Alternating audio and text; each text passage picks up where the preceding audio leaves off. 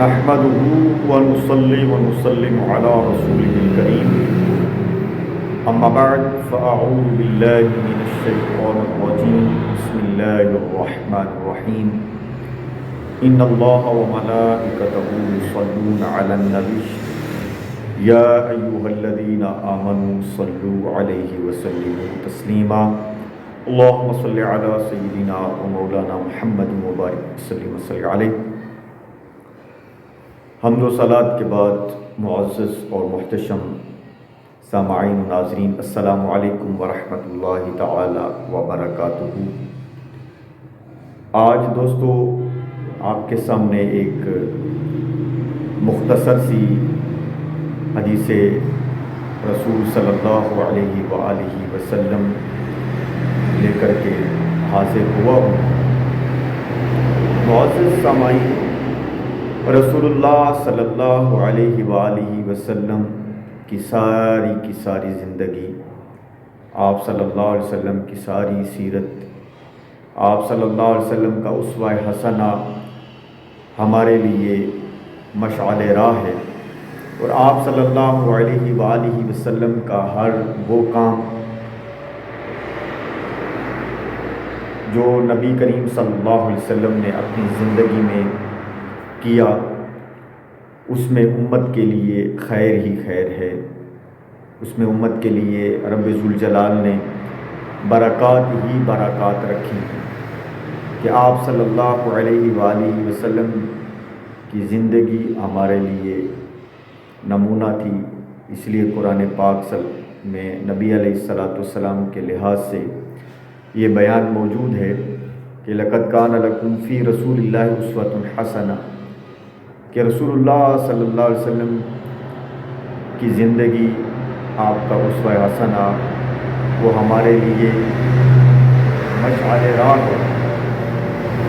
تو اس لحاظ سے ہمیں چاہیے کہ اپنی زندگی میں نبی کریم صلی اللہ علیہ وسلم کی سنت کو اپنائیں، آپ صلی اللہ علیہ وسلم کی سیرت و کردار کو اپنانے کی کوشش کریں۔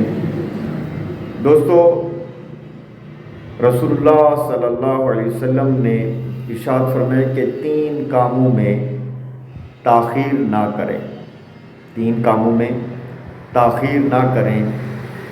وہ 3 کام کون سے ہیں؟ پہلا کام یہ ہے کہ جب نماز کا وقت ہو جائے تو نماز کی ادائیگی میں تاخیر نہ کریں۔ پہلا کام کون سا ہے کہ جب وقت نماز ہو جائے تو نماز کی ادائیگی میں تاخیر نہ کریں۔ اگر تاخیر کی گئی تو تاخیر کے لحاظ سے قرآن کریم کا ہی حکم ہے کہ فویل للمصلین، کہ ہلاکت ہے ان نمازیوں کے لیے کہ جو نماز کا وقت گزرنے کے بعد نماز ادا کرتے ہیں۔ نماز پڑھی ہے لیکن وقت پر نہیں پڑھی، تو قرآن کیا کہتا ہے کہ ہلاکت ہے ان نمازیوں کے لیے کہ جنہوں نے نماز کا وقت گزرنے کے بعد نماز کو پڑھا۔ اس لیے عقل اسلام نے فرمایا کہ نماز کا وقت ہو جائے تو فوراً نماز ادا کریں، نماز میں تاخیر نہیں۔ دوسرا کام کہ جب نماز جنازہ ہو جائے تو میت کو دفن کرنے میں تاخیر نہ کریں، کہ فوراً نماز جنازہ پڑھیں اور پھر میت کو تدفین کے لیے فوراً لے جائیں، اس کو فوراً دفن کر دیں۔ اور آج کے دور میں کیا ہوتا ہے کہ کئی گھنٹے جو ہے بغیر کسی عذر کے، بغیر کسی وجہ کے جو ہے وہ نماز جنازہ کو تاخیر سے ادا کیا جاتا ہے، تدفین میں اتنی تاخیر ہو جاتی ہے الیاذ باللہ۔ تو عقل اسلام نے فرمایا کہ جب نماز جنازہ ہو جائے تو فی الفور جو ہے وہ میت کو تدفین کے لیے لے جایا جائے، تاخیر نہ کی جائے۔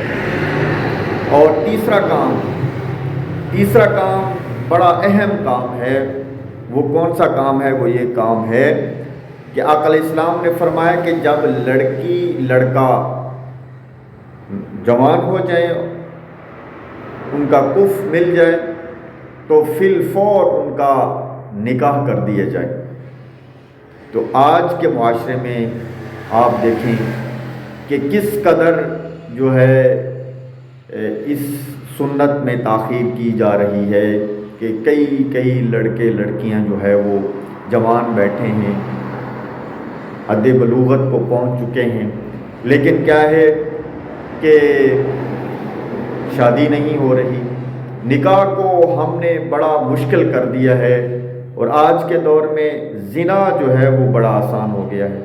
اس کی وجہ کیا ہے کہ زنا کیوں عام ہو گیا ہے کہ شادی کے لحاظ سے ہم نے اتنی شرائط رکھ دی ہیں، جہیز جیسی لعنت کی وجہ سے جو ہے غریب غربا لڑکیاں جو ہے وہ اسی طرح بیٹھی ہوئی ہیں، اور لڑکے بھی اسی طرح بیٹھے ہوئے ہیں۔ تو آقا علیہ السلام نے کیا فرمایا؟